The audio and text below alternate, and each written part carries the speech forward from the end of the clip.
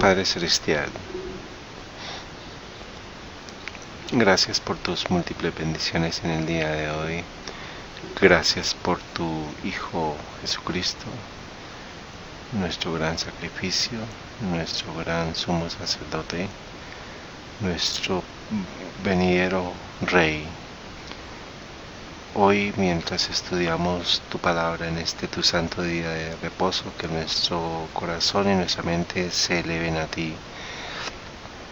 Mientras nosotros nos sometemos a ti, que tú honestamente nos bendigas y que meditemos en la canción Jesús, lléname hoy. Lléname con tu presencia y llénanos. Bendice a los que nos acompañan por primera vez y bendice a todos los que estamos aquí en el espíritu correcto,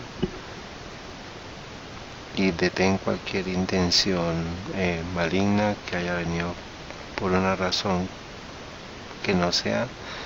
Detén esos vientos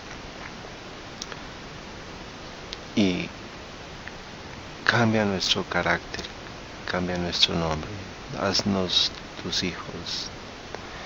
Es nuestra oración en el nombre de Cristo. Amén.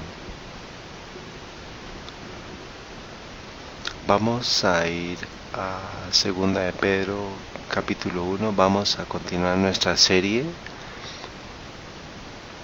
atendiendo la verdad presente, número 2. La semana pasada comenzamos. Sin embargo, también es una continuación de la anterior serie, El Reino de los Cielos.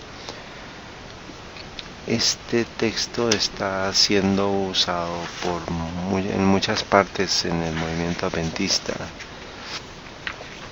y es necesario explicar qué es la verdad presente. La verdad presente no es una doctrina, es una experiencia espiritual. Mientras abrimos esta cita segunda de Pedro, vamos a recordar la cita que nos habla en primeros escritos. Dice: son muchas las preciosas verdades que contienen la palabra de Dios, pero es la verdad presente lo que el rebaño necesita. He visto el peligro que existe, que los mensajeros se desvíen de los puntos importantes de la verdad presente para espaciarse en temas que no tienden a unir el rebaño ni santificar el alma. En esto Satanás aprovechará toda ventaja posible para perjudicar la causa.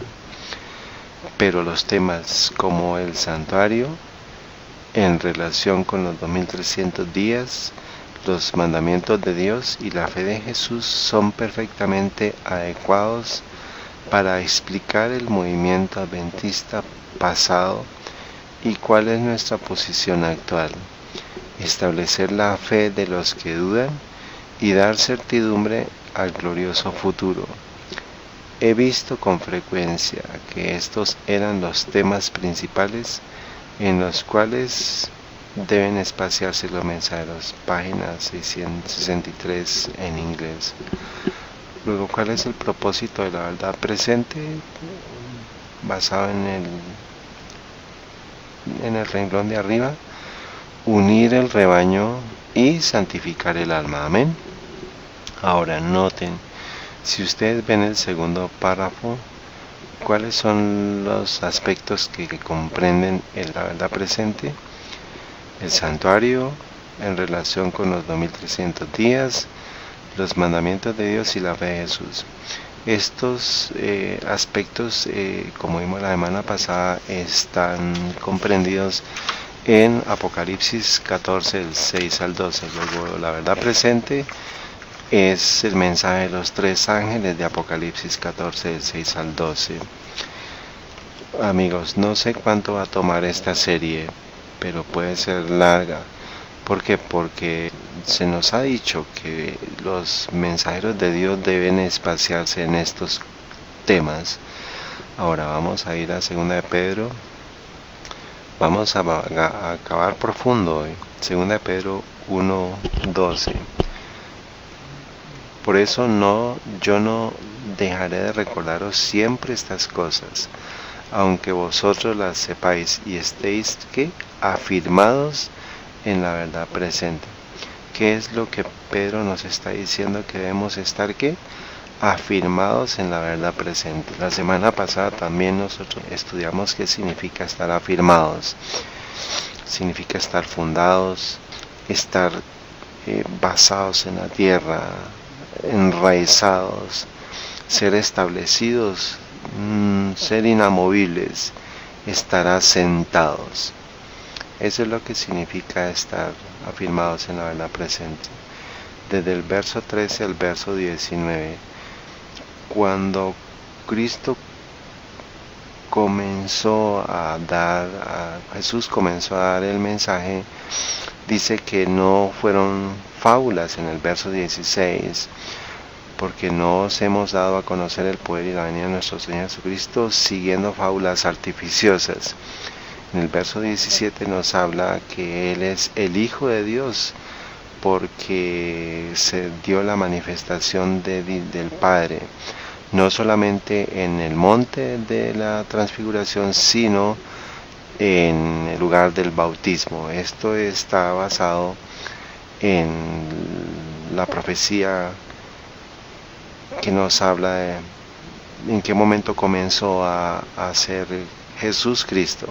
Está hablando de la profecía de las 2300 tardes y mañanas, específicamente de la profecía de las 70 semanas, que comenzó ¿en qué año? En el 457 y termina en 69 semanas, va al año 27, luego que fue el momento del bautismo, y nosotros estuvimos confirmando esto a partir de las escrituras. Hemos cubierto 4 perspectivas sólidas para confirmar esta profecía.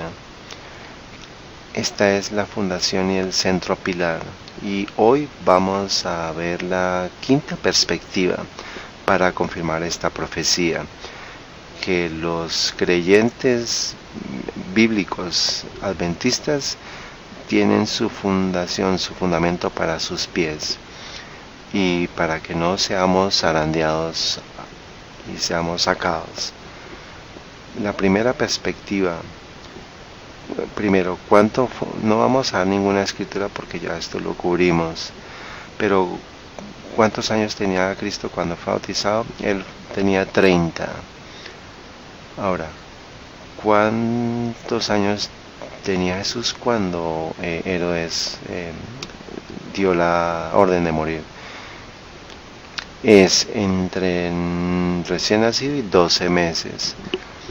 Herodes muere en el año 4 y más o menos en el año, contando 30 años hacia el futuro, vamos al año 27. Y es irrefutable en qué año murió Herodes, en el año 4. Y Cristo era un infante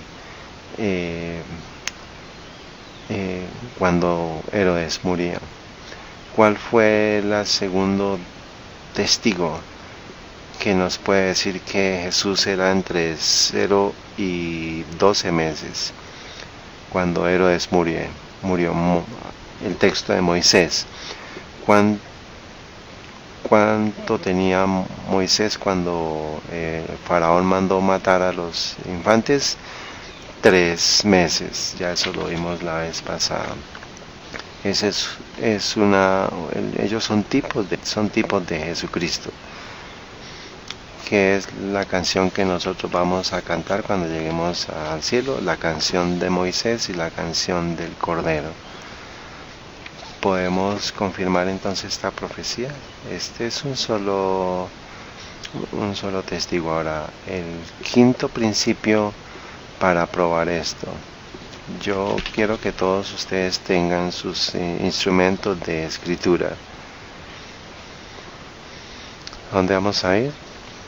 Este es la 5ª forma de confirmar la profecía de las 2300 tardes y mañanas, que Cristo y de la profecía de las 70 semanas y que la Biblia es la verdad y que podamos reclamar las promesas de Dios en estos tiempos de crisis y que tengamos claridad sobre lo que es el juicio investigador. Vamos a ir a Mateo 1:17. Dice: de manera que todas las generaciones, desde Abraham hasta David, son 14 generaciones, y de David hasta la expatriación a Babilonia son 14 generaciones, y desde la expatriación a Babilonia hasta Cristo, ¿son cuántas? Son 14 generaciones. Nosotros sabemos que cualquier vez que nosotros veamos Cristo, está señalando qué evento, la profecía de Daniel. Cuando Jesús oficialmente viene a ser el Cristo, es en el momento de su bautismo. Si ustedes no quieren estudiar, pero está bien, pero los que están en línea y los que están localmente, por favor, resalten la palabra Cristo y pongan bautismo para que sepan que fue en el año 27 después de la era actual. Ahora, desde David hasta la expatriación a Babilonia son 14 generaciones. Desde la expatriación a Babilonia hasta Cristo son 14 generaciones. ¿Cuántos años comprende una generación bíblica? 40 años. Vamos a tomar estas escrituras para que ustedes estén conmigo. Números 32:13. Esta es una generación, son 40 años. Después se cortaron las generaciones a 20, pero las generaciones proféticas es de 40 años. Números 32:13. Al lado del verso 13, entonces vamos a escribir Salmo 97:10. Quiero que ustedes marquen sus Biblias. Me gusta que ustedes marquen sus Biblias, marquen sus cerebros. Salmo 97:10 es el segundo texto. Luego vamos a ir también a Hebreos 3. Vamos a ir a Hebreos capítulo 3.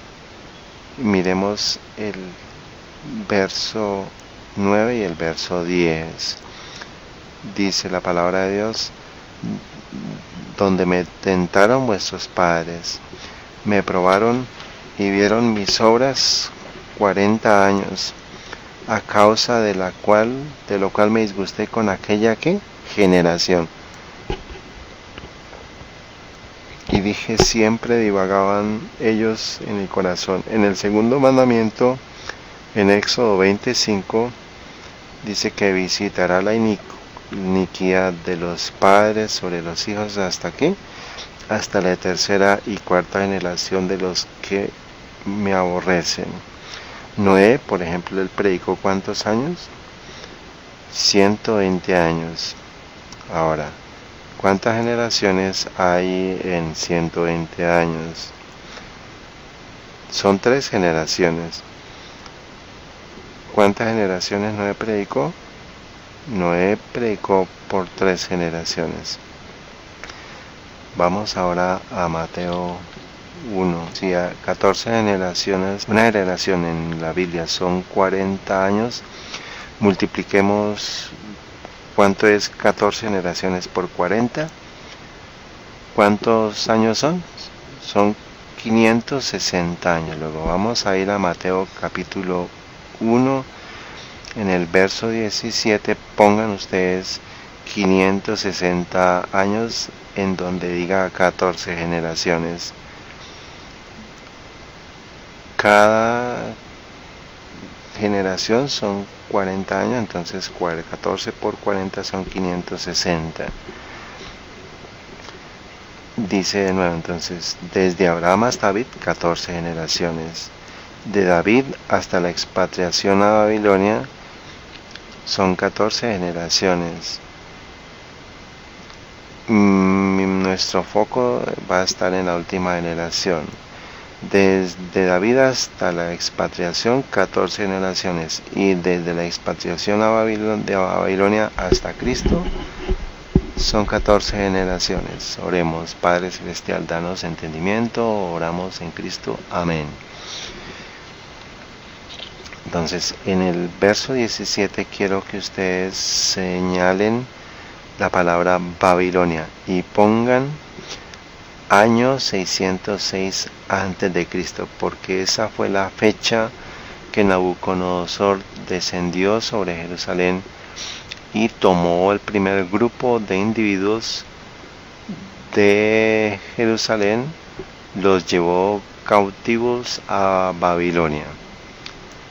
Pues tengamos este texto y vamos a ir a Juan capítulo 1, a Daniel capítulo 1. Entonces, desde David hasta Babilonia son 14 generaciones. Vamos a ir a la pantalla. Estos son historiadores, son tres: Alonzo T. Jones, Ellen Wagoner y Urias Smith.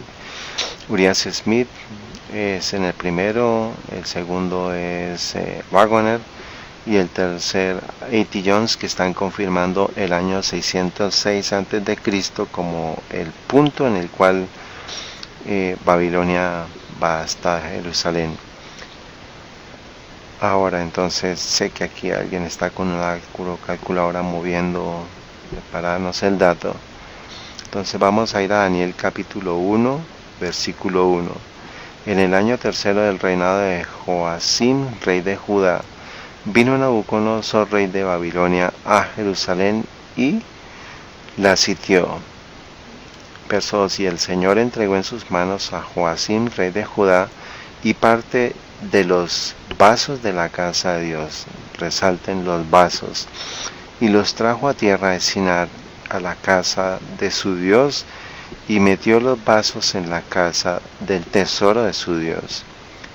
Y dijo el rey a Aspenaz, príncipe de sus eunucos, que trajese de los hijos de Israel del linaje real los príncipes. Verso 4. Muchachos en quienes no hubiese tacha ninguna y de buen parecer, e instruidos en toda sabiduría. Luego, ¿qué profecía se está cumpliendo en este momento? Isaías había profetizado esto, que iban a ser llevados cautivos sus niños, sus príncipes, como eunucos. Esta es la profecía a Ezequías. Ahora, por favor, escriban ahí en Daniel 1, verso 1 al 4, escriban Isaías 39 desde el 3 al 7. Cuando Nabucodonosor trajo cautivos a los judíos fue el último sitio sobre Jerusalén. No, fue el primero. ¿Y quiénes fueron traídos desde Judá hasta Babilonia? Los 3 hebreos, correcto, los 4, Daniel y los 3 hebreos. ¿Y qué comenzó a pasar con el templo de Jerusalén? Comenzó a ser desocupado de los vasos de la casa de Dios, comenzó a ser desagrado por parte de los babilónicos. ¿Y cuántos años estuvieron ellos en Babilonia? ¿Cuántos años? 70 años. ¿Bajo qué rey de Jerusalén cayó completamente y el templo fue destruido? ¿Cuál rey de Judá? Un hombre llamado Sedequías. ¿Cuál es el nombre? Sedequías. El templo fue completamente destruido. Ahora, nosotros tenemos que encontrar qué fecha fue en la que pasó el decreto para dejar Babilonia, e ir a Jerusalén para reconstruir el templo. ¿Cuál fue esa fecha? ¿Cuál fue esa fecha? ¿Alguien sabe? Porque si nosotros podemos encontrar esa fecha, nosotros lo que tenemos que es ir 14 generaciones hacia el futuro y llegaremos a Cristo. Luego, desde David hasta la expatriación a Babilonia son 14. Ahora, dejando Babilonia hasta reconstruir ese templo, son 14 generaciones a Cristo, hacia su bautismo, y Cristo viniendo a su templo. Podemos encontrar esa fecha. Miremos por acá. Estos son unos estudiantes de la Biblia. ¿Podemos encontrar esa fecha? Sí. Vamos a ir a Esdras, capítulo 6. ¿Podemos encontrar esa fecha? Amigos, no tenemos que seguir las fábulas artificiosas, tenemos que confirmar la palabra de Dios. ¿Cuántos de ustedes saben que había 3 reyes que dieron un decreto para que los judíos regresaran a Jerusalén para reconstruir la ciudad y construir las murallas? ¿Cuál fue el primero? ¿Cuál fue el primer rey? En el verso 14, el primer rey fue Ciro. El segundo fue ¿quién? Darío. Y el tercero fue ¿quién? Artajerjes. ¿Qué año Ciro dio ese decreto? ¿Quién fue el primer rey? El primer rey fue Ciro. El segundo fue ¿quién? Darío. Y el tercero fue ¿quién? Artajerjes. ¿En qué año Ciro dio ese decreto? En el año 436 a.C. Escriban esa fecha, por favor. Darío, que dio el segundo decreto, solamente lo que dio fue la confirmación del decreto. Y Artajerjes completó el decreto. En el Conflicto de los Siglos, página 326, nos dice eso. Artajerjes completó lo que Darío había dicho. Miremos esto, lo que dice en Conflicto de los Siglos. Estos 3 reyes, al expedir, miremos las letras rojas. Estos 3 reyes, al expedir, al reafirmar y completar este decreto, lo pusieron en la condición requerida. Ciro expidió, Darío reafirmó y Artajerjes completó este decreto. Tenemos entonces que encontrar la fecha de Ciro. ¿En qué año?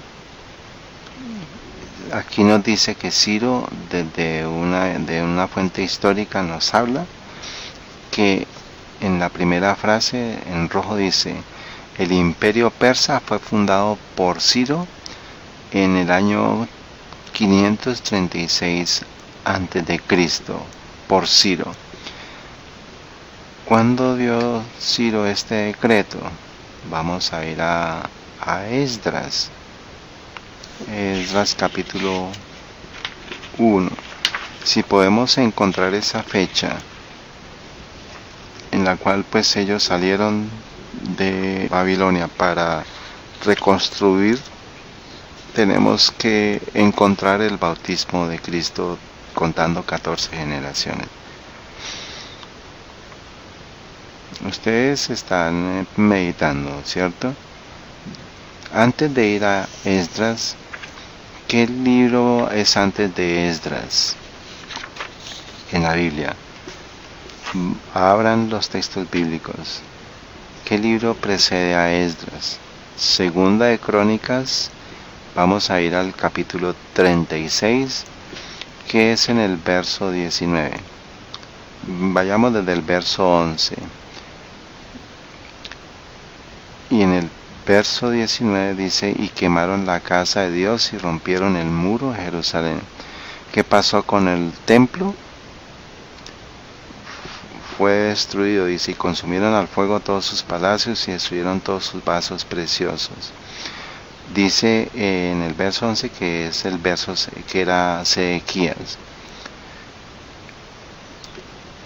en el verso 20, los que escaparon de espada fueron llevados cautivos a Babilonia y fueron siervos de él y de sus hijos hasta que vino el reino de ¿quién?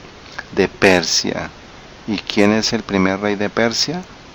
Al verso 21, para que se cumpliese la palabra de Jehová por la boca de Jeremías, hasta que la tierra hubo gozado sus sábados, porque todo el tiempo de su asolamiento guardó el sábado hasta que los 70 años fueron cumplidos. ¿Cuántos años? 70 años. Ahora, ¿alguien me puede ayudar, por favor? Vamos con el año 606 a.C. y quitemos 70 años. ¿Qué año llega? 536, confirmando la fecha histórica. Yo quiero que todos vayamos al verso 22 de 2 de Crónicas 36. Dice: mas el primer año de Ciro, rey de Persia, para que se cumpliese la palabra de Jehová por boca de Jeremías, Jehová excitó el espíritu del rey Ciro de Persia, el cual hizo pasar proclamación por todo su reino y también por escrito, diciendo, verso 23, así dice Ciro el rey de Persia: Jehová, el Dios de los cielos, me ha dado todos los reinos de la tierra, y él me ha encargado que le edifique casa en Jerusalén, que es en Judá. ¿Quién hay de vosotros de todo su pueblo? Jehová su Dios sea con él y suba. Está entonces confirmando la fecha del año 536 para que fueran a reconstruir el segundo templo. ¿En qué año Ciro dio ese decreto? Si fue el primer año de cuando él empezó a ser rey, en el año 536.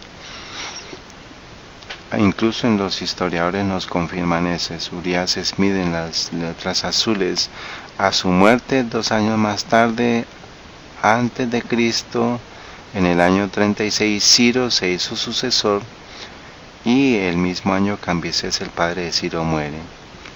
Vamos a ir a Esdras capítulo 1, versículo 1.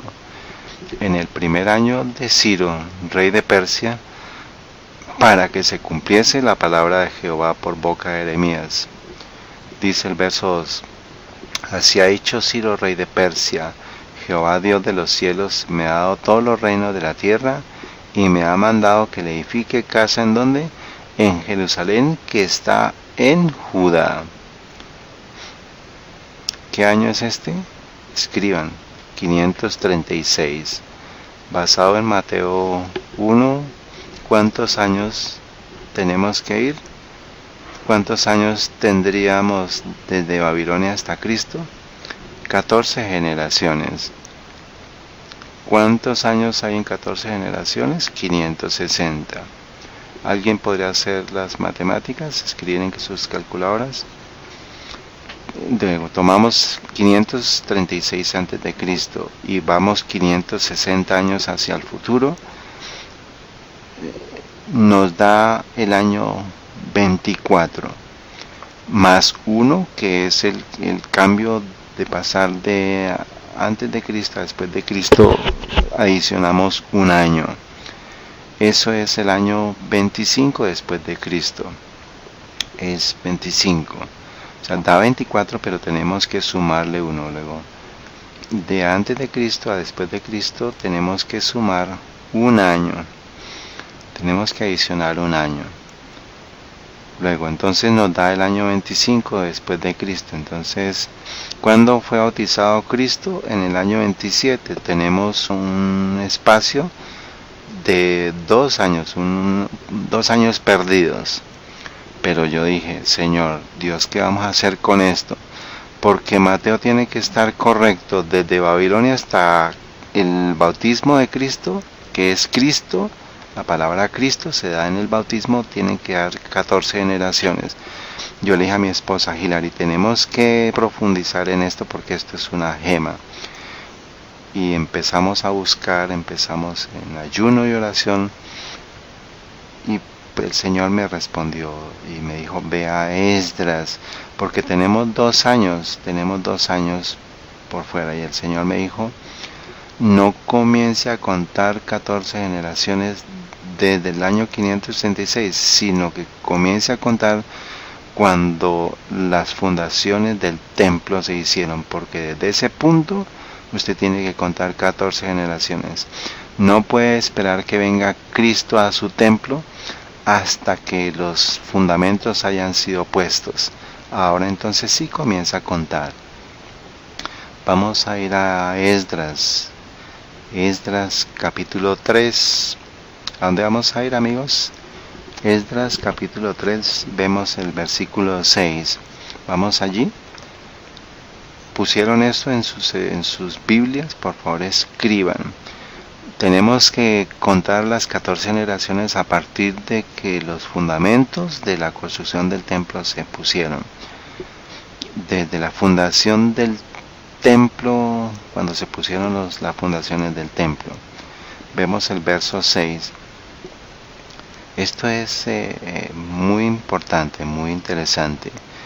Desde el primer día del mes séptimo comenzaron a ofrecer holocaustos a Jehová, pero los cimientos del templo de Jehová no se habían echado todavía.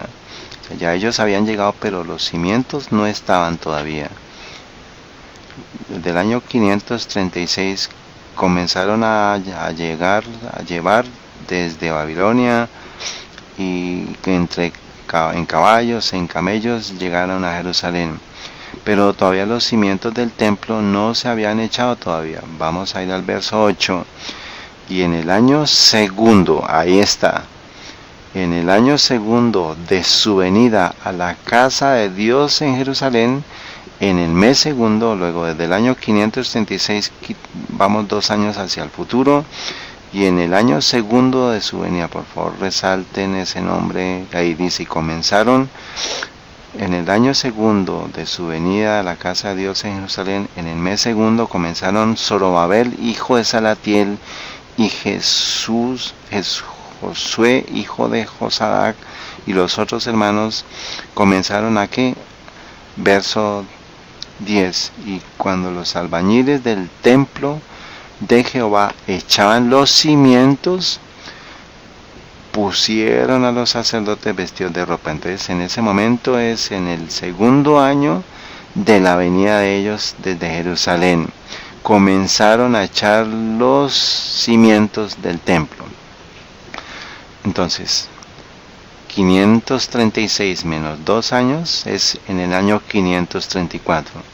Ahora sí, descontemos 534 menos 560, que son las 14 generaciones, es el 26 más 1 año de pasar de antes de Cristo a después de Cristo. ¿Nos da qué fecha? Nos da el año 27, que es el bautismo de Cristo. Pastor, usted me podría decir, alguno le podría decir, pero usted está diciendo eso con un solo testigo, de que pues contara las 14 generaciones a partir de la fundación del templo. ¿Nos podría dar otro texto que podría soportar esto? Es el segundo testigo. Vamos a ir a Ageo. Ustedes están en Mateo, comiencen a contarle para atrás, Malaquías, Zacarías, y después encontramos a Ageo.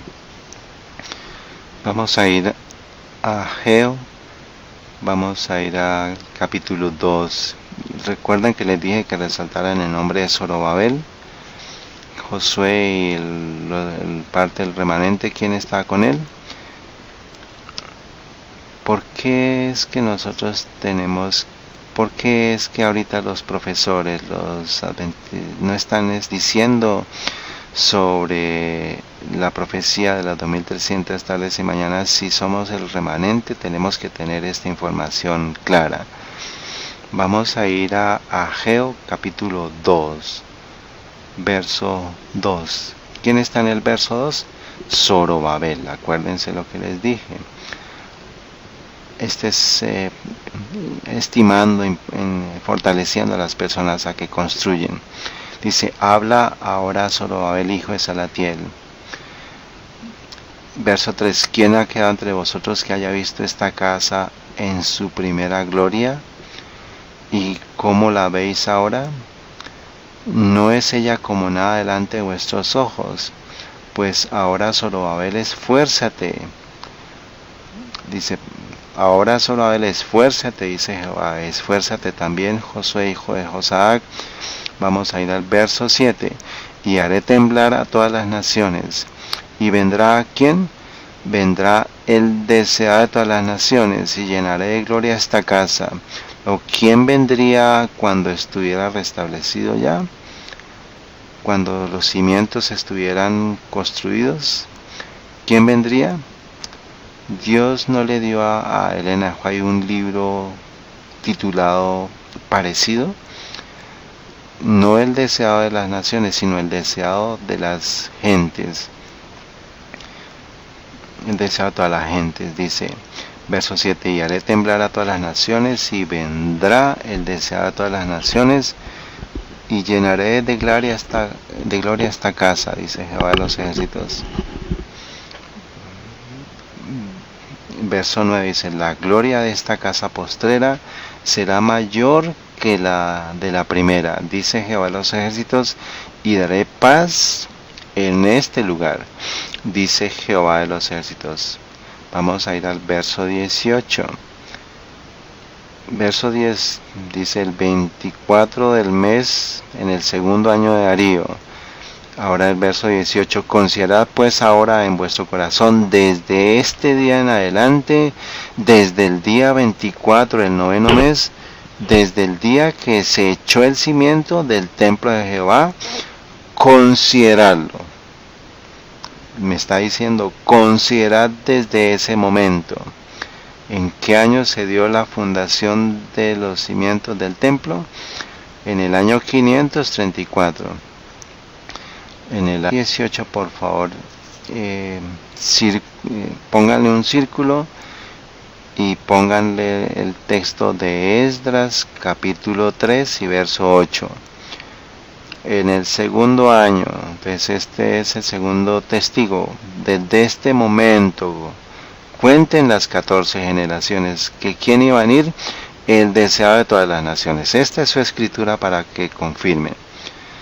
No comenzamos en el año 536, sino en el año 534. Es desde la fundación, cuando se comenzó a fundar los cimientos del templo, porque el deseado de todas las gentes vendría ¿a quién? ¿A dónde? Al templo. ¿Alguien sabe? Bueno, observemos cuidadosamente. En Mateo capítulo 1, desde Babilonia hasta Cristo son 14 generaciones. Amén. ¿Qué significa Cristo? ¿En qué evento Jesús fue ungido? ¿En qué evento fue nuestro Salvador ungido? En su bautismo. ¿Y cuándo fue bautizado? En el año 27. Después de que él fue bautizado, ¿a dónde fue? Entonces, primero, él es bautizado, el Espíritu Santo desciende sobre él. ¿A dónde va? Él va al desierto por 40 días. Y después de eso, ¿a dónde va? Él va al templo. ¿En qué año? En el año 27, el deseado de todas las naciones, el Cristo, el ungido, el Mesías, en el año 27 pone un pie en su templo, en el templo. En el otoño del año 27. Y en el año 28, en la primavera, va a su primera Pascua como Mesías. Este es pequeña resumen de la gráfica de lo que hemos estudiado. Entonces, desde el año 536 tenemos 2 años al futuro. Tenemos en el año 534 que se ponen se dan los cimientos del templo. en el año 534. Entonces, desde ese punto hacia el futuro contamos 560 años para que el Cristo venga y el Cristo aparezca y sea ungido. Esa reconstrucción del templo era ¿para qué? Para que Cristo viniera y lo encontramos en Éxodo 25:8, dice que me hagan un santuario para que yo habite en ellos. Luego el propósito de construir el templo es para que el deseado de todas las naciones viniera. Y cuando Cristo puso un pie en ese templo, por primera vez, desde que él comenzó su ministerio público en el año 27. Son las 14 generaciones. Yo les dije que esto iba a ser dulce, hermanos. ¿Le puedo dar otro testigo? ¿Qué libro sigue Ageo? Es Zacarías. Vamos a ir al capítulo 4 de Zacarías. ¿Quién era el gobernador que estaba allí presente? Zorobabel. Vamos a ir a Zacarías. Padre Celestial, danos nuestros cimientos de nuestra fe en tu palabra. Amén. Zacarías capítulo 4, verso 6. Dice, entonces respondió y me habló diciendo, esta es palabra de Jehová a quien, a Zorobabel, que dice, no con ejército ni con fuerza, sino con mi espíritu, dice Jehová de los ejércitos. Verso 7. ¿Quién eres tú, oh grande monte, delante de Zorobabel? ¿Serás reducido a llanura? Él sacará la primera piedra con aclamaciones diciendo, gracia, gracia a ella. Por favor resalten la primera piedra.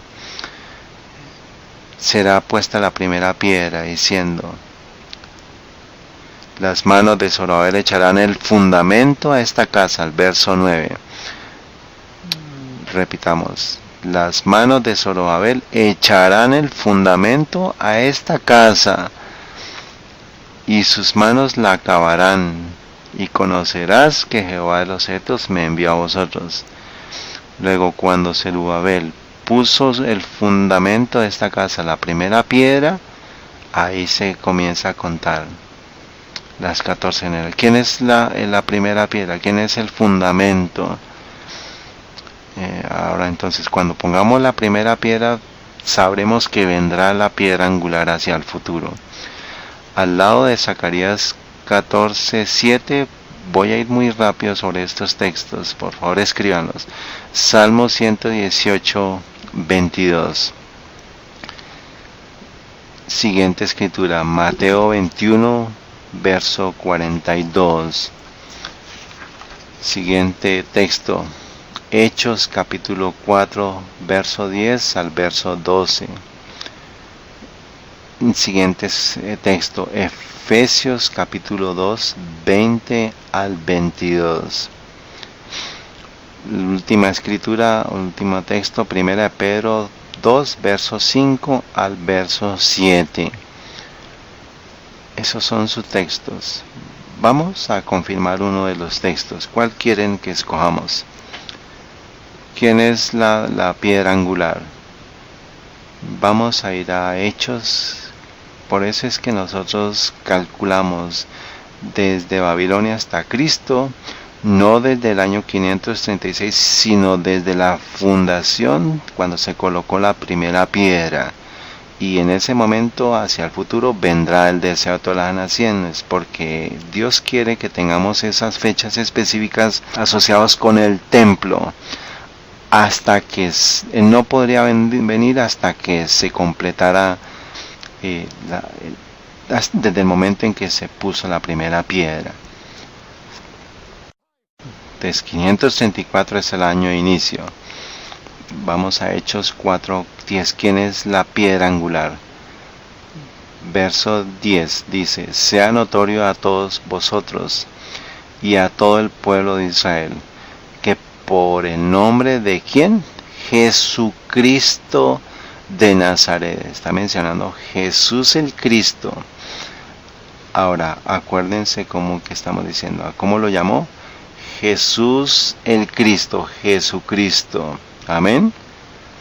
Y Cristo significa ¿qué? El ungido, el Mesías, al que vosotros crucificasteis y a quien Dios resucitó de los muertos. Por este hombre está en vuestra presencia sano. Verso 11.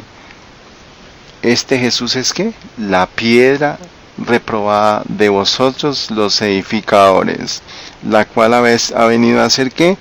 Cabeza del ángulo. Es que cabeza del ángulo. Luego, ¿quién es la cabeza del ángulo? Es Cristo. No podemos esperar la venida de Cristo sino desde el momento en que se estableció la primera fundación del templo. Y contemos 14 generaciones al futuro. ¿Están seguros? ¿Y qué hicieron los judíos con esta piedra? ¿La rechazaron? ¿Qué pasó con su templo? En el año 70 fue destruido porque rechazaron su piedra angular. Eso significa, escúchenme, no podemos esperar la segunda venida de Cristo hasta que la iglesia remanente establezca de nuevo sus fundamentos. ¿Cogieron esto? ¿Están seguros? No podemos esperar la segunda venida de Cristo hasta que la iglesia remanente establezca los cimientos. ¿Y cuál es el fundamento? ¿Qué dice en el Conflicto de los Siglos, página 409? Dice, el pasaje bíblico que más que ninguno había sido ¿qué? El fundamento y el pilar central de la fe adventista era la declaración hasta 2300 tardes y mañanas. No podemos esperar la segunda venida de Cristo, no podemos estar listos hasta que la iglesia remanente tenga la fundación en este versículo, que podemos aceptar a Cristo como nuestra esperanza de gloria. Porque eso es lo que las profecías dicen. Cristo está en la vida de nosotros. Cristo está en nuestras vidas. ¿Lo vemos ahora? Luego, aquellas personas que dicen que la iglesia adventista es un culto porque ellos crean en el año 2300, que ellos crean en 1844, ellos son los que son un culto porque nosotros estamos tomando la historia, los eventos actuales y la profecía bíblica para que no sigamos fábulas artificiosas, como dice 2 Pedro. Esto es verdad como Dios vive. No podemos rechazar estos puntos. Estábamos hablando con mi esposa y con Cristian, porque es que mucha gente joven deja la fe adventista, porque ellos le dijeron que la iglesia adventista era la iglesia verdadera, pero ellos nunca lo probaron por sí mismos. Ellos hablaron de Elena de White, que era la mensajera inspirada, pero ellos nunca lo probaron por sí mismos. Ellos están construyendo sobre la arena. Sí, está bien aceptar los textos de los hombres, pero es necesario confirmarlos, estudiarlos y estar afirmados los pies, no en la arena, sino en la roca que es Cristo, de las profecías. Este mensaje, cuando se zarandeen estos puntos, es que estamos viviendo en el tiempo del zarandeo, del tiempo del juicio. Nosotros estuvimos confirmando el año 457, el año 27, el año 31, el año 34, luego 1844. El juicio comenzó, también necesita ser confirmado, porque el desear a todas las naciones vendrá a su templo. ¿Usted lo desea a Él? Yo deseo a Cristo que venga a mi templo. Luego, la piedra angular, sin Cristo no se puede hacer nada, porque cuando quitaron a esta piedra angular, cuando lo mataron, en el año 70 fue destruido. Tenemos que tener a Cristo en nuestras vidas, en la tarde, en la mañana y en la noche, a Cristo como nuestro fundamento. Eso es lo que el Señor espera que nosotros como templos de Dios lo hagamos. ¿Qué pasó entonces en Lucas 14? Cristo había sido bautizado. Ahora va Cristo a la tentación durante los 40 días. Y ahora después de eso, dice Lucas 4:15, dice, y él enseñaba en las sinagogas de ellos, y era glorificado de todos. Y vino a Nazaret, donde había sido criado, y entró el día sábado en la sinagoga conforme a su costumbre, y se levantó a leer. ¿Y qué se le dio? Dice, y le fue dado el libro del profeta Isaías. Y abriendo el libro halló el lugar donde estaba escrito en el verso 18, el Espíritu del Señor está sobre mí, por cuanto me ha ungido. Una pausa. ¿Qué viene a su mente? Ungido. ¿Qué? La palabra Mesías.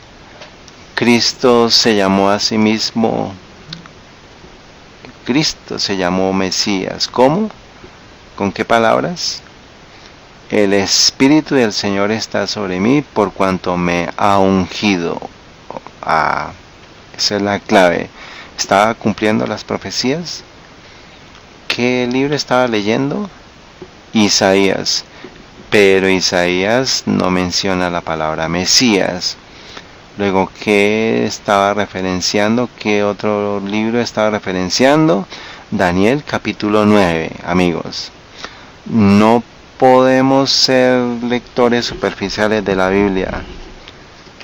Es Daniel capítulo 9. Yo ahora he sido ungido, dice el 40 días atrás, en su bautismo, en el Jordán por Juan el Bautista. Ahora vengo ¿a dónde? A mi templo. ¿Qué profecía estaba predicando? Estaba predicando la fundación nuestra, las 2300 tardes y mañanas. ¿Dónde lo está predicando? En su iglesia. ¿En qué día? En el sábado. ¿Por qué nosotros venimos aquí? ¿Por qué estamos aquí ahora? Amigos, Jesús no solamente predicó la profecía en teoría, sino también en experiencia, porque el verso 18 nos está llamando a arrepentimiento. ¿Cómo los está llamando al arrepentimiento? Sigamos, por favor. ¿En qué otro evento se venía después del año 27? ¿Por qué los está llamando al arrepentimiento? Porque vendría el tiempo del cierre de la provisión para ellos en el año 34, con el apedreamiento de Esteban. Verso 18, dice, el Espíritu del Señor está sobre mí, por cuanto me ha ungido para dar buenas nuevas a los pobres, me ha enviado para sanar a los quebrantados de corazón, para predicar libertad a los cautivos y a los ciegos vista. ¿Tenemos la fe de Cristo? ¿La tenemos? Porque si usted es pobre, necesita la piedra angular. Me ha enviado para sanar a los quebrantados de corazón. ¿Estoy yo roto del corazón? Sigamos. Para predicar libertad a los cautivos. ¿Estoy en cautividad yo? ¿Estás en cautividad tú? ¿En el pecado? Dice, y a los ciegos vista, para poner en libertad a los quebrantados. Verso 19, para predicar el año agradable del Señor. Este es Isaías y Daniel, sí. Y en el verso 20, y enrollando el libro, lo dio al ministro y se sentó. Y los ojos de todos de la sinagoga estaban fijos en él. Y comenzó a decirles, verso 21, hoy se ha cumplido esta escritura en vuestros ojos. Esta escritura se ha cumplido en vuestros ojos. ¿A quién está llamando para arrepentimiento? A la iglesia, a su iglesia. ¿Por qué? Porque el año 34 vendría. ¿Qué eventos para nosotros significa que el tiempo del cierre de gracia para los adventistas viene? La marca de la bestia. Luego, ¿qué cuál debe ser nuestro mensaje en los sábados, en nuestras iglesias. Esta profecía, 2300 tardes y mañanas, así como llamar al arrepentimiento, porque puede venir la muerte en cualquier momento y la provisión está viniendo rápidamente y la ley dominical está acá. ¿Es este punto claro, hermanos? ¿Qué le hicieron a Cristo? ¿Qué hicieron con Cristo? ¿Qué hicieron con Él? ¿Lo aceptaron lo que estaba diciendo? No, lo tomaron, lo llevaron hasta un precipicio. ¿Para qué? Para lanzarlo y matarlo. Pero su tiempo no había venido todavía, porque ¿cuándo iba a ser crucificado? En el año 31. Luego ellos trataron de matar a Cristo, dañarlo, pero su tiempo no había venido. Es una aplicación para nosotros en este tiempo. Los hombres y las mujeres, incluso los trabajadores, ellos podrían estar diciendo que nosotros que eso es del demonio. Pero si Dios nos dice que nada te puede dañar, podemos entonces hacer ¿qué? Pues hacer lo que es nuestra tarea. ¿A quién debo temer? Salmo 62 dice: alma mía, espera solamente en Dios, en el verso 5, porque en Él está mi esperanza, solo Él es mi roca y mi salvación, Él es mi refugio, no seré movido. En Dios está mi salvación y mi gloria. En Dios está la roca de mi fortaleza. Luego Él es ¿en quién se están cumpliendo todas las profecías? En Cristo. Desde 1844 hasta ahora, ¿qué está pasando? Están rechazando esta profecía. No imprimieron el libro Preguntas sobre Doctrina en 1957, porque nosotros no creemos en el año 1844 y en el juicio investigador, que se comenzó. Ellos dicen que se terminó la expiación en la cruz. Ellos están rechazando a Cristo. ¿Qué pasó recientemente con el libro de la gran esperanza? En lugar de repartir la gran controversia, están quitando la fundación y el punto central de nuestra fe. Aquellos que están siguiendo este libro y el falso mensaje están rechazando la piedra angular ha sido removida esta piedra angular. No hay fundación, luego será destruido. Cuando ellos rechazan la profecía, ustedes saben quién me empezó a predicar cuando ellos rechazaron la profecía. Los demonios en el templo. Vamos a ir al verso Lucas capítulo 4, verso 33.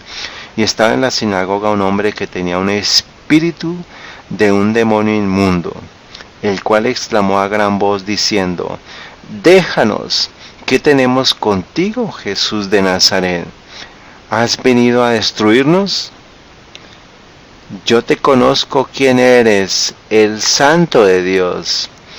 Y Jesús le reprendió diciendo: enmudece y sal de él. Vamos a ir al verso 41. Y también salían demonios de muchos, dando voces diciendo: ¿tú eres qué? El Cristo, el Hijo de Dios.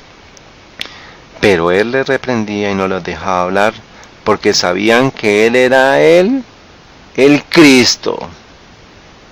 Él era el Cristo. Los demonios estaban predicando y la iglesia quería matarlo. Y esto puede ser una aplicación. Hay algunas personas que nosotros llamamos impuros de Babilonia, pero ellos están recibiendo este mensaje y ellos predicarán, mientras que todos los que deberían ser profesos adventistas están rechazando este fundamento y van a perderse. Es tiempo de examinarse, autoexaminarse. 1844 comienza el juicio investigador. Debe ser una iglesia en el momento en que, cuando Cristo viene, comenzó una iglesia a profetizar. Ahora, si en 1844 debería llegar el momento en que profetizara otra vez, tendría que haber una iglesia. Luego, si estamos probando este año de 1844, debe haber una iglesia que profetice otra vez, que es un movimiento que en ese movimiento tiene que haber una mensajera o un mensajero inspirado. Moisés no fue inspirado, y por eso es que nosotros tenemos con seguridad que Ellen Gold White ha sido y fue la profeta inspirada. Cuando las personas de Babilonia y de la iglesia rechazan el espíritu de profecía, no solamente están rechazando a la iglesia verdadera, su movimiento, sino están rechazando la profeta verdadera. Esto es su fundación, hermanos. ¿Está este punto claro? Esto es su fundación. Por eso es que nosotros, que la ley dominical está viniendo. ¿Por qué? Porque la iglesia está rechazando esto. Esto es tomado de National Catholic Register. Dios no levantó una iglesia en 1844 en adelante que vino a ser la iglesia adventista del séptimo día. ¿Y cuál es su fundación? ¿Cuál es su punto central? ¿Qué es lo que lo hace a usted adventista del séptimo día? ¿Cómo usted puede rechazar este mensaje y seguir siendo llamado adventista del séptimo día? Y aquellos que rechazan este mensaje también están rechazando su fundamento. Pero el anticristo, por medio de sus agentes, dice: el catolicismo es verdad y el denominacionalismo es antibíblico, o el protestantismo es antibíblico. ¿Qué pasó? Esta es una distracción, pero miremos esto. Este es un agente jesuita hablando. Por otra parte, si se puede confiar en Pablo y los otros apóstoles, dice: la visión católica, la única iglesia que puede ser trazada hasta el tiempo apostólico es la iglesia católica. Ellos tienen que ser la única iglesia verdadera. Y los protestantes, dicen ellos, pues es antibíblico. ¿Cuántas más evidencias bíblicas se necesitan para convencer a todos nosotros que el denominacionalismo y el sectarismo son pecados? Dice: solo por el hecho de que un montón de sectas pretenden ser otra especie de iglesia, no niega el hecho de que solo una tiene el pedigrí histórico de todo el camino de vuelta, que es la sucesión apostólica, mientras que ninguna otra comunión cristiana lo hace. Dice en las letras azules abajo: estoy feliz de renunciar a gran parte de lo que sucedió en las inquisiciones y las cruzadas, etc. ¿Por qué entonces los protestantes no pueden renunciar a todo sectarismo pecaminoso? Mas si lo hacen, letras rojas, mas si lo hacen, ¿cuál es la alternativa posible? Es el catolicismo. O sea que cuando dice que ellos están dispuestos a renunciar a la Inquisición, las cruzadas, ¿significa que están reconociendo que ellos estuvieron detrás? Claro que sí. ¿Por qué entonces los protestantes no pueden renunciar a todo sectarismo pecaminoso? Mas si lo hacen, ¿cuál es la única alternativa posible? Octubre 31 del 2017 que va a darse, la única opción es el catolicismo. Amigos, déjenme decirles algo. Cuando ustedes ponen su mente, ¿qué es lo que viene en octubre 31 del 2017? La muerte del protestantismo. Y ustedes saben que muchos pastores dentro del adventismo están diciendo que no solamente nosotros somos la iglesia, que muchas iglesias alrededor hacen el cuerpo de Cristo con sus doctrinas. Esto es satánico, esto es una abominación, esto es herejía. Ahora, cuando Cristo levanta de Babilonia a la verdad presente, no es con las otras iglesias, no es con las iglesias, no es con las doctrinas de las rameras. Luego los profesos que se unen a este movimiento no es con las doctrinas católicas. Esto es muy dulce para mí, hermanos, estas profecías. Ustedes sabrían que todas estas profecías, cada punto de marcación de las profecías de Daniel y Apocalipsis están asociadas ¿con qué? Con el santuario. Ahora, esto tiene que ver es con nuestro santuario también, el santuario del cuerpo. Es mi cuerpo, es tu cuerpo ahora, un lugar santo de adoración, un lugar para la presencia de Dios. Entonces vamos a ver que cada evento tiene que ver con el santuario. 457, ¿qué pasó ahí? Artajerjes da un decreto para que los judíos que vayan y reconstruyan Jerusalén y el templo. ¿Tiene que ver con el santuario? Sí. ¿Qué pasó en el año 408? En el otoño, 7 semanas después, están comenzando terminaron de construir el templo. Ahora en el año 27 el bautismo de Cristo. ¿Qué tiene que ver? ¿Tiene que ver algo con el santuario? ¿Cómo? Cuando él fue bautizado, ¿qué pasó? El deseado de todas las naciones, la piedra angular ¿va a dónde? Va a su templo. Cada punto de marcación de esta profecía tiene que ver con el santuario.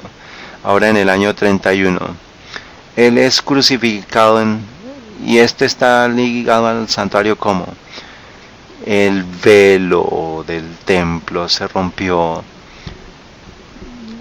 del tope abajo, mostrando que se había transferido desde el lugar desde la tierra hasta el santuario celestial. Luego todo tiene que ver con el santuario. Siguiente, ¿qué pasó en el año 34? ¿El apedreamiento de Esteban está unido con el santuario? Sí, ¿cómo? ¿Qué vio Esteban? Él vio a Jesús parado a la derecha del Padre. ¿Y dónde dice que el Padre estaba? Cuando se fue a reunir en Apocalipsis, se fue a reunir al lugar santo. Capítulo 1 al 3 de Apocalipsis. Ahora, ¿cuál es la siguiente marca que viene? 1844. ¿La limpieza de qué?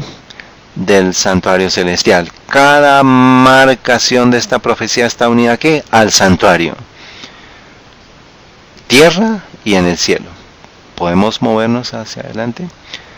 Hay un gran evento que viene. ¿Qué dice Apocalipsis 14:9? La marca de la bestia viene. ¿Y qué va a pasar con aquellos que rechacen el sello y acepten la marca? ¿Qué recibirán?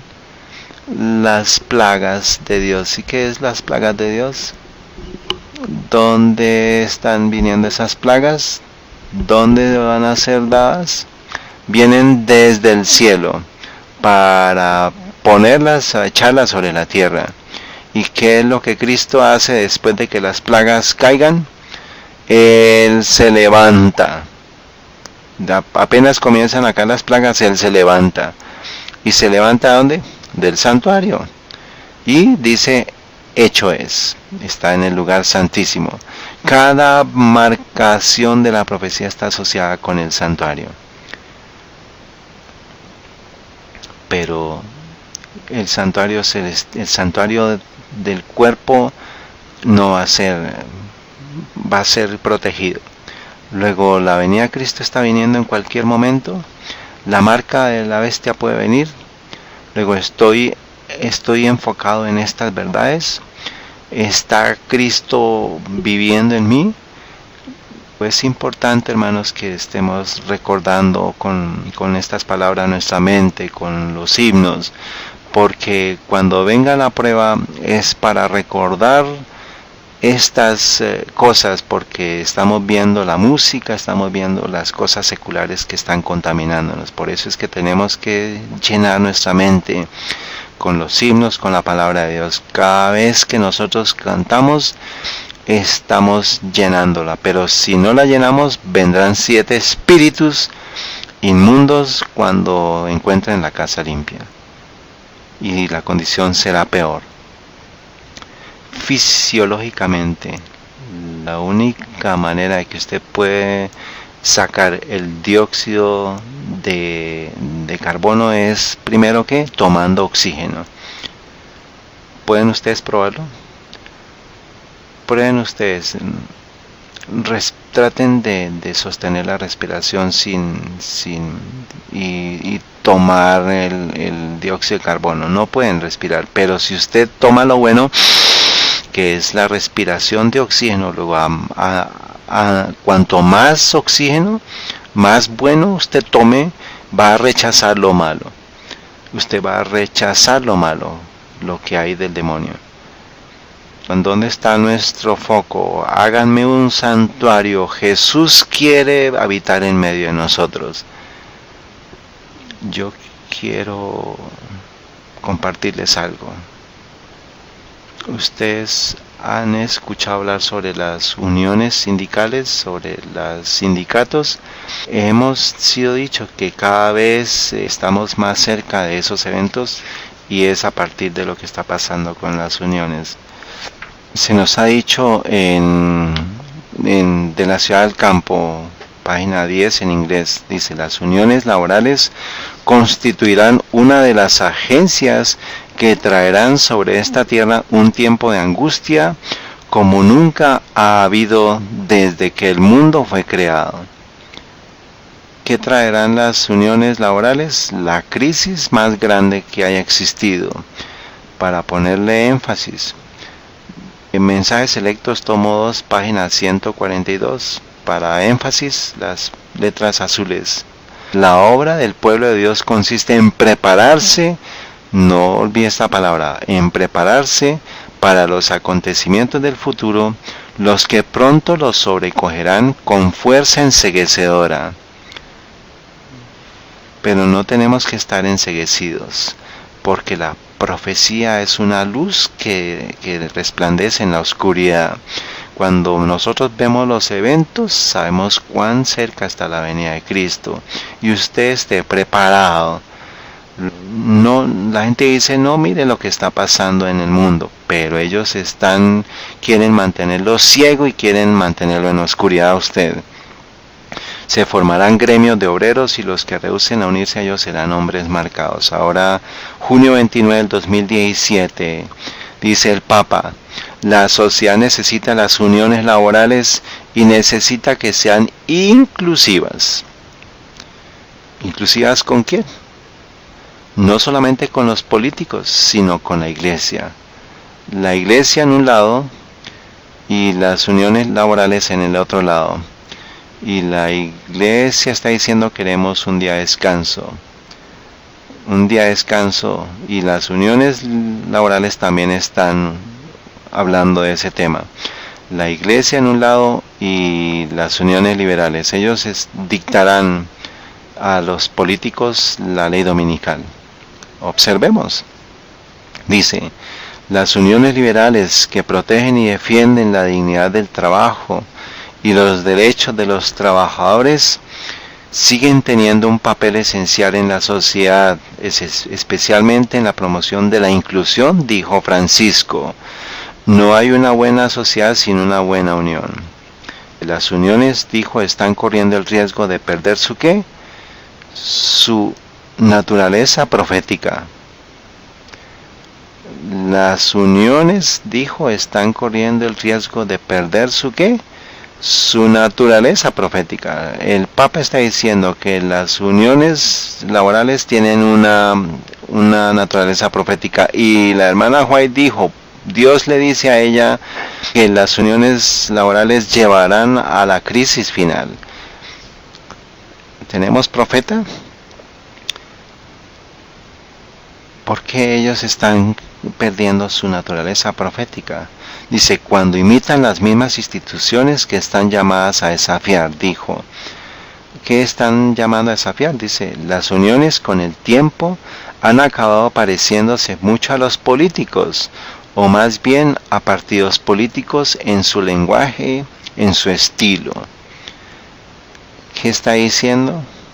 Observemos lo que está diciendo, que dice al final en las letras rojas, esto es inhumano, dijo. Por esta razón, en esta otra cultura, la del descanso, uniéndose a qué? Al descanso, debe ir de la mano con el trabajo. ¿Qué descanso? ¿Qué debe ir unido con el trabajo? El descanso. Debe ir de la mano con el trabajo. Esto es inhumano. Por esta razón, esta otra cultura, la del descanso, debe ir de la mano con el trabajo. Una persona no está hecha solo para el trabajo, ya que no siempre funciona. Y nosotros no siempre deberíamos trabajar. Luego, ¿qué está mandando? A que descanse. ¿Qué día? Las uniones laborales y la iglesia se están uniendo ya para dictar el domingo. Este es un historiador, hermanos, Waggoner. Dice, la señal de la unión tiene que decir sobre la propuesta de ley dominical. Las uniones sindicales están unidas con las iglesias en la exigencia de dicha legislación. Esto fue en 1888 cuando se intentó dar la ley dominical. Dice, las uniones sindicales están unidas con las iglesias en la exigencia de dicha legislación del domingo. Nuestro gobierno carretilla nunca hace nada sin que sea empujado. La carretilla tiene dos manos, ¿cierto? En una mano tiene las iglesias y en la otra mano tiene las uniones laborales. Dice, nuestro gobierno carretilla nunca hace nada sin que sea empujado, pero con las iglesias empujando con todas sus fuerzas en un mango de la carretilla y los sindicatos haciendo lo mismo en el otro, tiene que mover y llevar consigo su carga la observancia ¿del qué? Del domingo. Luego, ¿qué está en la carretilla? En la observancia del domingo, la adoración del domingo. Cuando Pilato y Herodes se hicieron amigos, Cristo tuvo que ser ¿qué? Crucificado. Luego, cuando las iglesias y las uniones laborales se unan, ¿quién tiene que morir? Aquellos que rehúsen guardar el domingo. Está viniendo la ley dominical, amigos. ¿Dónde está nuestro foco? En el santuario celestial y en nuestro ¿qué? En nuestro santuario del templo, para que el deseo de todas las gentes venga a nuestro templo. No sé si ustedes puedan soportar lo que viene. Junio 18 del 2014 dice, lo que Francisco le podría decir a Obama, deja a los trabajadores que se sindicalicen. Nuestra fe católica enseña que para enfrentar la desigualdad debe incluir salarios justos y condiciones de trabajo para aquellos en la fuerza laboral. Miremos en la parte de abajo las líneas finales, letras rojas. Y más recientemente Francisco pidió a los fieles a luchar por los beneficios sociales, una jubilación digna, días de fiesta, el descanso y la libertad de los sindicatos. Todas estas cuestiones crean justicia social. ¿A qué está llamando? Descansar ¿en qué día del trabajo? El domingo. La siguiente titular, para entender al Papa Francisco usted tiene que entender a los jesuitas. Septiembre 12 del 2014. Con su primer papa, Newsweek, con su primer papa, los jesuitas están haciendo su regreso. Usted tiene que entender a los jesuitas. Ahora, que Catholic News Agency, para entender al Papa Francisco usted tiene que entender a los jesuitas. La primera línea dice, Francisco está completamente lleno de tradición jesuita y es un hombre completamente de los ejercicios espirituales. Ustedes han escuchado la frase, la olla llamando negra a la cafetera? Escuchen, repitan. La olla llamando negra a la cafetera, por aquí. La olla llamando negra a la cafetera. Miremos esto, hermanos. Junio 16 del 2017. Un jesuita académico dice: los extremistas islámicos son los verdaderos musulmanes.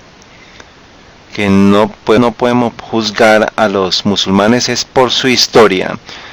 La olla llamando negra a la cafetera.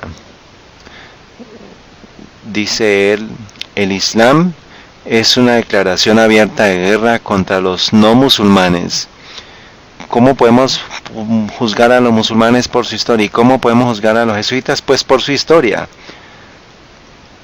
Volvamos otra vez.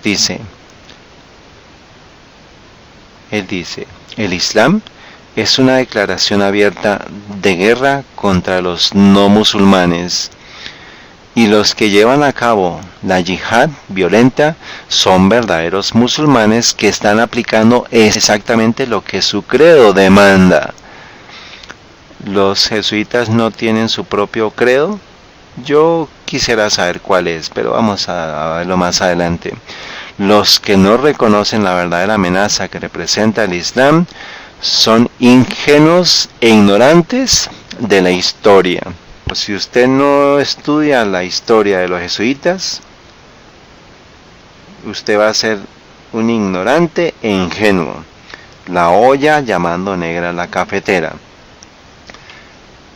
¿Quién entonces es el Papa Francisco? Es el primer jesuita. Eso es, nos está llamando ingenuos e ignorantes. ¿Y qué ha pasado con el libro de la gran controversia? ¿Cuál es el libro que más expone a los jesuitas? ¿La gran esperanza? No, la gran controversia. ¿Quiénes están entonces haciéndonos ignorantes e ingenuos? Los que cambiaron ese libro. Ahora entonces, él dice, esto es lo que dice el Corán, dice más adelante, las letras negras, dice, matar a los infieles donde quiera que los encontréis, hacer la guerra a los infieles que viven en su vecindario. Matar a todos los infieles donde quiera que los encuentres. Hacer la guerra a los infieles que viven en su vecindario. Cuando surja la oportunidad, matar a los infieles siempre que usted los atrape. Mutilar y crucificar a los infieles si critican el Islam. Castigar a los infieles con trajes de fuego, barras de hierro en forma de gancho, agua hirviendo, derretir su piel y vientres. Aterrorizar y decapitar a los que creen en las escrituras que no sean el Corán. Todo esto es lo que enseña el Corán, es lo que está diciendo este jesuita. ¿Qué es lo que le suena? Pues le suena, ¿no le suena al juramento jesuita? Miren, la gran esperanza. Ya esto lo vimos sobre lo que fue la decepción que está viendo sobre la gran esperanza versus el gran conflicto que no se distribuyó. El jesuita dice en el siguiente párrafo: el año pasado el erudito de la Universidad de Georgetown, que es jesuita, el padre James Charles, sostuvo que por décadas a los estudiantes se les ha dado una educación desinfectada. Cuando usted desinfecta algo, ¿qué hace? Está removiendo la mugre. Dice que excluye sistemáticamente un retrato honesto de la historia y la teología del Islam, lo que limita su capacidad de evaluar lo que está pasando en el mundo. Dice más adelante, el Islam, usted nunca va a comprender el Islam de lo que está pasando ahorita, que es exactamente lo mismo que está sucediendo con la verdad presente, hasta que usted no estudie la historia. La olla llamando negra a la cafetera. Luego, ¿por qué es que nosotros no podemos comprender lo que el Papa está haciendo y lo que el Papa Negro Jesuita está haciendo? Estamos recibiendo una educación sanitada. ¿Qué es este libro de la gran esperanza? Es que es una educación desinfectada. Ustedes lo dijeron. Luego, ¿qué es la gran esperanza? Es una educación desinfectada de la gran controversia. Nosotros necesitamos la gran controversia, no la gran esperanza. Deles a ellos, a los que hicieron esto, respeto, pero llámelos el pecado por su nombre. Observemos cuidadosamente. ¿Les voy a dar esto? No, yo ya terminé. Yo terminé. Este es su voto jesuita. En la parte azul dice: mas aún prometo y declaro que cuando se me presente la oportunidad, yo como jesuita haré guerra secreta o abiertamente contra las herejías, los protestantes, los liberales, según sea dirigido, para extirparlos y exterminarlos de la faz de la tierra, y que no me importará la edad, el sexo o la condición, y que ahorcaré, quemaré, botaré, herviré, estrangularé y quemaré vivos a todos los infames herejes, desgarraré las entrañas de las mujeres y moleré las cabezas de los niños contra las paredes para eliminar para siempre esta raza execrable, que cuando no pueda hacerlo abiertamente utilizaré la copa con el veneno, la cuerda estranguladora, la bala sin consideración alguna del honor, del rango o de la autoridad que posea la persona o personas cuales quiera que sea su condición en la vida, tal y como sea dirigido por algún agente del Papa o por algún superior de la hermandad. George Knight, un renombrado herético, dándole el respeto que debe tener, pero hay que darle llamar al pecado por su nombre. Junio 16, 2017, George Knight compara la conferencia general como los nazis porque se está oponiendo a la olla llamando negra a la cafetera.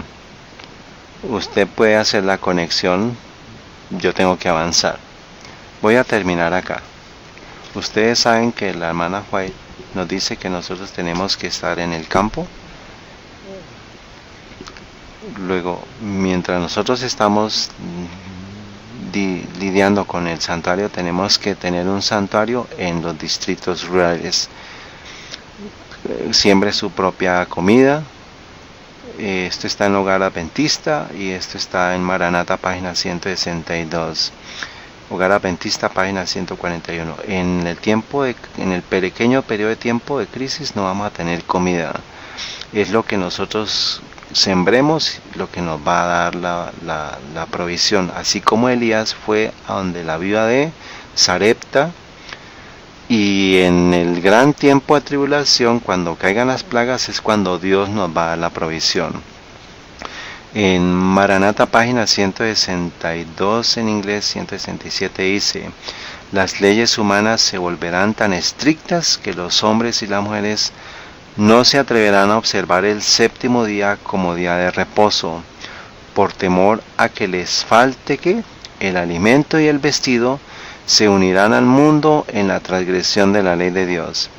La tierra quedará completamente bajo mi dominio, dice Satanás. Las últimas líneas: vez tras vez el Señor me ha dado instrucciones en el sentido de que nuestro pueblo debe mudar a sus familias de las ciudades al campo, donde puedan cosechar sus propias provisiones. Hogar Adventista, página 141. Hermano, 4 días atrás, junio 26, 2017. Los alimentos mundiales en situación de riesgo mientras el cambio climático amenaza el comercio internacional, advierten los expertos. ¿Qué está diciendo el Papa para proteger el cambio climático? Guardemos el domingo. Está haciendo la asociación. Volvamos otra vez entonces. El Hogar Adventista, página 141 nos dice: vez tras vez el Señor me ha dado instrucción en el sentido de que nuestro pueblo debe mudar sus familias de las ciudades al campo, donde puedan cosechar sus propias provisiones. Debemos comenzar ahora a escuchar las instrucciones que nos ha dado vez tras vez. Salir de las ciudades a los distritos rurales, donde las casas no estén cerca la una de la otra y donde estaréis libres de la intervención de los enemigos. Está viniendo, hermanos, miremos lo que está diciendo. Esto es en Grecia, hermano. El titular este año, mayo 22 del 2017. ¿Por qué tantos jóvenes griegos recurren a la agricultura? ¿Qué ha pasado en Grecia?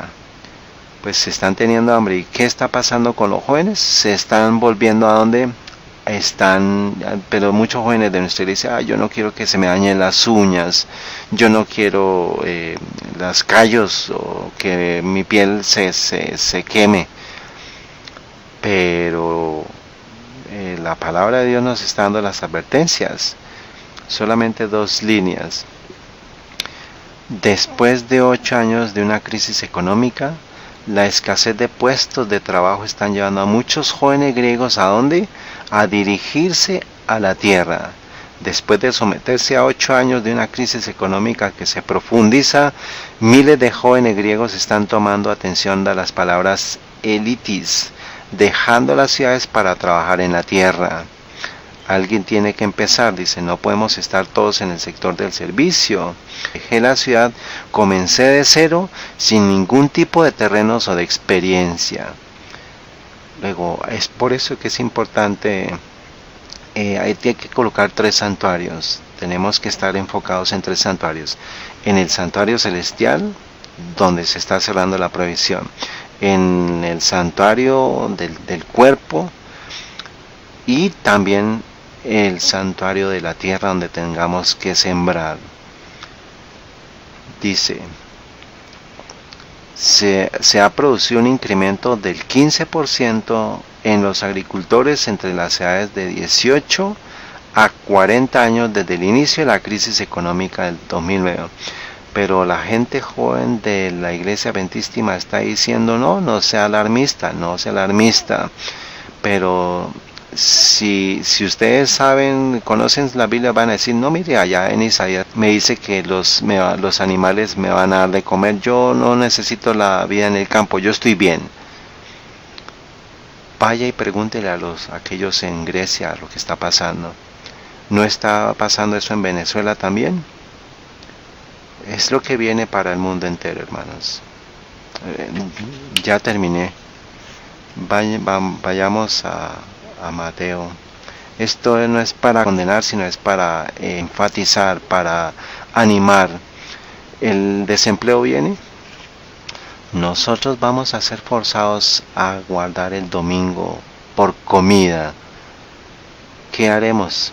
Luego, ahora, nuestra oración es pedir una provisión, porque el día viene. Ayúdame a tener esta provisión.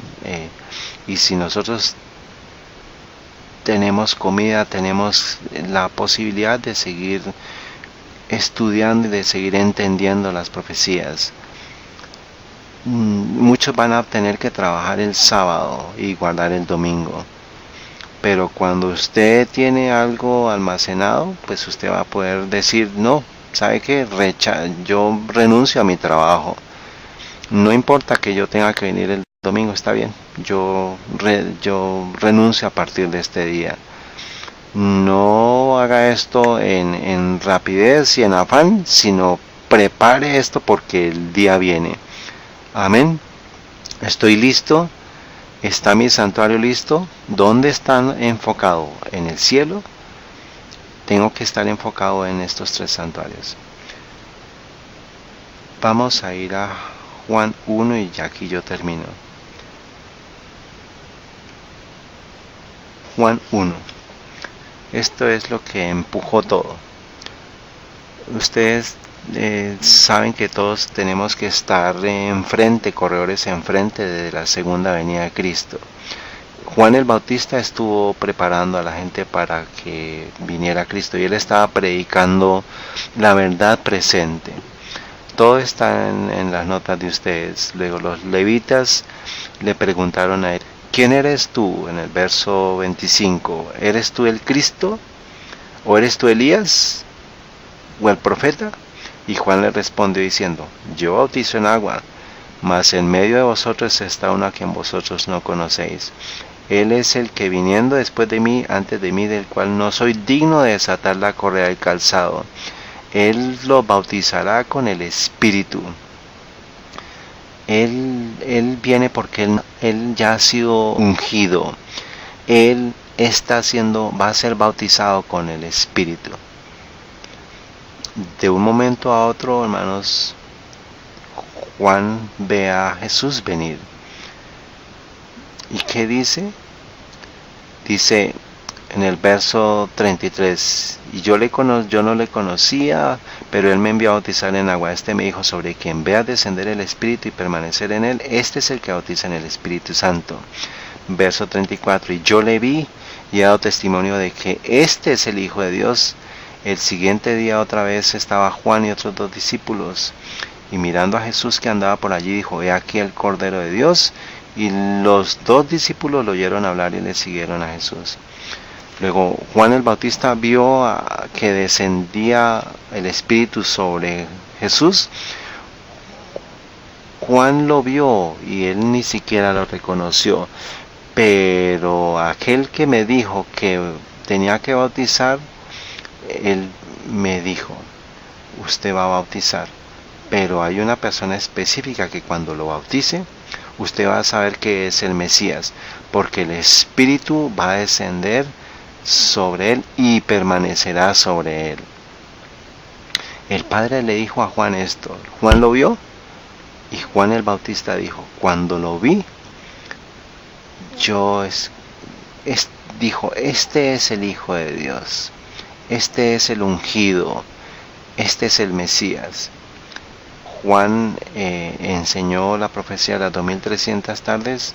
Él profetizó la profecía de Daniel, profetizó Apocalipsis, y en ese momento Juan es puesto en prisión.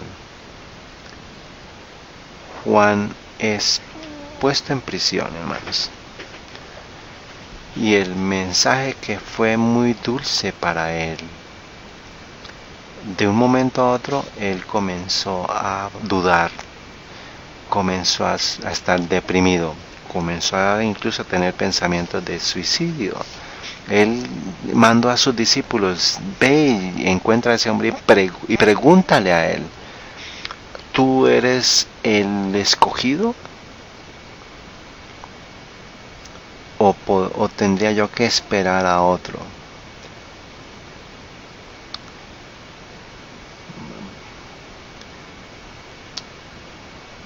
Leamos uno para énfasis y mire el verso 34. Dice, y yo le vi y he dado testimonio de que este es el Hijo de Dios.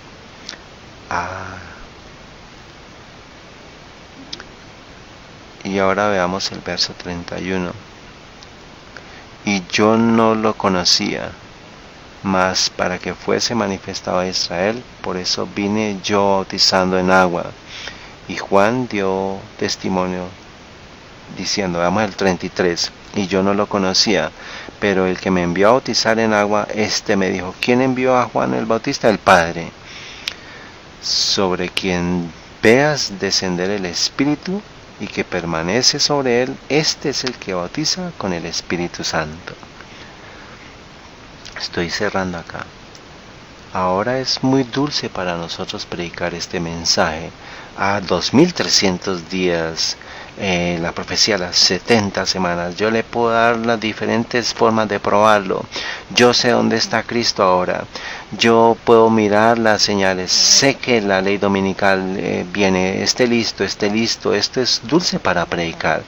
Pero cuando venga la presión, cuando se unen las manos para que usted no pueda comprar, no pueda comer, no pueda tomar, usted se ha separado de su esposa, de su esposo, de sus hijos, de sus amados, cuando usted se ha llevado a ser destruido, que todo apoyo humano se le quite, cuando usted esté en prisión, cuando usted esté en un campo de concentración, y muchos de ustedes han visto esto, desde la Segunda Guerra Mundial están escuchando esto, el tema de los campos de concentración. Y cuando usted se encuentre en una posición similar de Juan el Bautista, ¿cuáles serán sus pensamientos de su corazón? ¿Usted dirá como Juan? ¿Será que estoy siguiendo una fábula artificiosa? ¿O he construido sobre la roca? ¿Tú eres el escogido o esperaré a otro? ¿Cuál fue la pregunta de Juan el Bautista? ¿Qué estaba cuestionando? ¿Las profecías? ¿Qué más? ¿Solamente la profecía? Él no tenía entendido las profecías, pero cuando la presión vino, la persecución vino, ¿qué pasó? ¿Qué estaba cuestionando? Díganlo duro. ¿Qué? Él estaba dudando de que Cristo era el Mesías, de que Jesús, la fundación de su fe. Yo quiero esto. ¿Quién lo llamó a predicar? ¿Quién lo llamó? ¿Quién le dijo la verdad? Luego, ¿qué estaba dudando? La voz del cielo. La voz del Padre. Mi esposa me dijo, cuando María fue donde Elizabeth, ambas estaban embarazadas. ¿Qué pasó con Elizabeth, con el estómago? Y cuando con el Juan el Bautista escuchó la voz, él se sacudió en el estómago. Ahora Juan el Bautista está escuchando una voz y esa voz le está haciendo dudar la relación que tenía con Dios. Yo estoy preguntándome, ¿será que yo soy un verdadero cristiano? Está viniendo para todos nosotros. Luego, la pregunta es, ¿yo conozco la voz de Jesús? ¿Conozco la voz de Dios? ¿Qué es lo que Cristo nos tiene que enviar para estar preparados para esta crisis? Para que en el tiempo de crisis nosotros no cuestionemos. No dudemos sobre la conexión con Dios. ¿Qué es lo que tiene que enviarnos? ¿Qué fue lo que Cristo le dijo a Juan el Bautista? Le dijo a los que fueron a preguntarle sobre si él era el ungido. Entonces, eso lo encontramos en Lucas 7, del 19 al 22. Y cuando los hombres vinieron a él, dijeron, Juan el Bautista nos ha enviado para ti a preguntarte, ¿eres tú aquel que había de venir o esperaremos a otro? ¿Qué le dijo? Diles que en la misma hora sanó a enfermos y plagas y de malos espíritus. Y respondiendo Jesús les dijo, id, decid a Juan lo que habéis visto y oído, cómo los ciegos ven, los cojos andan, los leprosos son limpiados, los sordos oyen, los muertos son resucitados y a los pobres es predicado el Evangelio. ¿Podemos ver esto? En Lucas capítulo 4 dice, el Espíritu de Dios está sobre mí, Dios me ha ungido para sanar. Luego, respondía a la pregunta de Juan con la respuesta de Jesús, sí. En Conflicto de los Siglos, página 608 en inglés.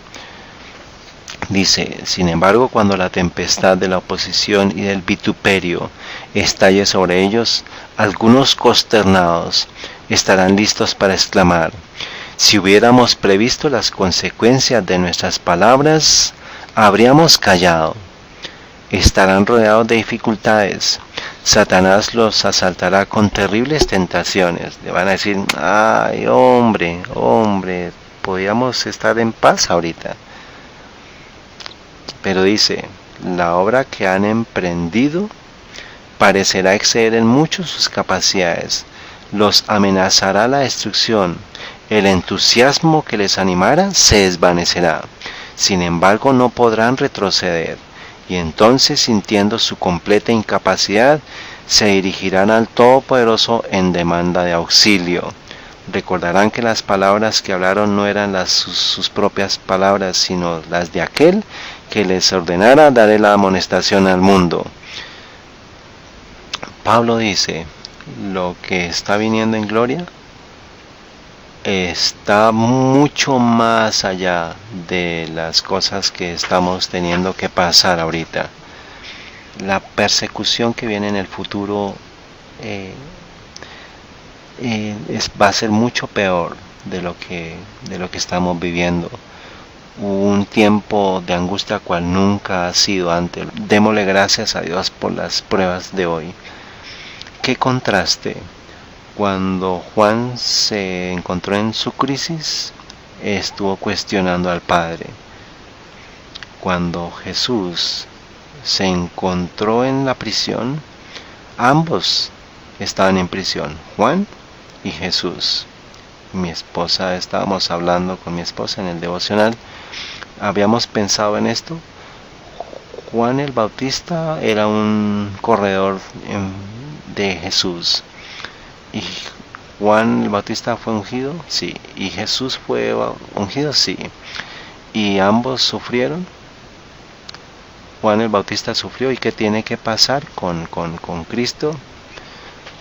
Juan no escuchó en su bautismo, Juan, sobre ti va a venir el espíritu de Elías y el poder de Elías. Y Juan dijo, ¿yo soy Elías? Elías, sí.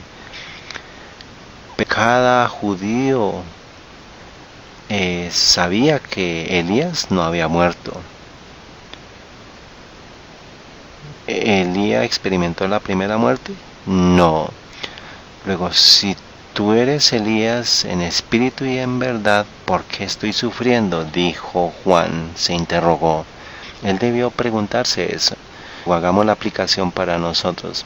Si estoy sirviendo a Dios con todo mi corazón, ¿por qué estoy sufriendo?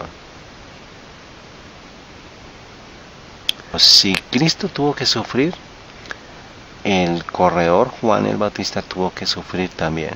Ahora observemos, Juan cuestionó al Padre en prisión. ¿Qué de Cristo? ¿Cristo cuestionó al Padre? Sí.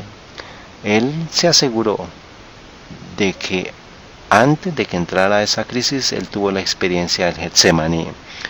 Padre, si es posible, deja que esta copa pase, porque él sabía que en ese momento era que él tenía que tener la fortaleza antes de llegar a la crisis de la prisión. ¿Cuál es la necesidad ahora? Que tengamos la experiencia del Getsemaní. Arrodillémonos y tengamos la experiencia del Getsemaní. Oremos.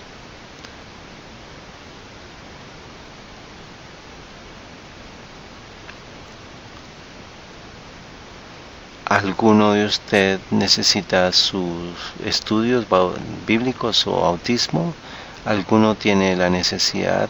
Por favor, levante la mano.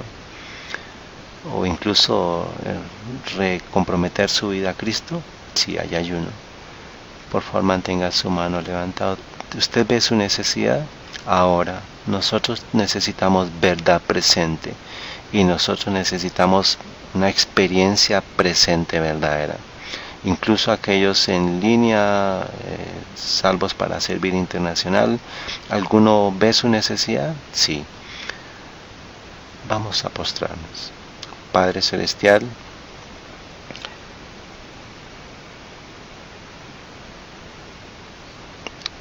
la iglesia está callada. Cada mente y cada corazón está contemplando las cosas que acabamos de decir. Padre Celestial, haznos listos, que estemos listos. Tenemos que establecernos en la verdad presente. Y es eso lo que le diste a Juan el Bautista en prisión. Tú lo estableciste a él en las profecías, que tú habrías de cumplir en Cristo. Y todo lo que tenía que hacer era creer, y esta prueba pasaría. Y Juan el Bautista murió en el mensaje. Gracias Jesús, gracias Señor. Juan el Bautista murió como un creyente en la profecía de las 2300 tardes y mañanas. Alabado seas. Y si hoy tenemos que morir, vamos a morir en la fe. Y vamos a tener la experiencia de las 2300 tardes y mañanas, de la verdad presente. No permitas que dudamos nunca. Permite que tengamos la experiencia de Getsemaní ahora. Fortalece nuestra fe ahora. Gracias por este estudio. Cada mano que fue levantada para estudios o para bautismo o para rebautismo, sella esta decisión. Incluso aquellos en línea. Aquellos que hicieron el compromiso, sella esta decisión. Sálvanos en el nombre de Cristo Jesús. Amén.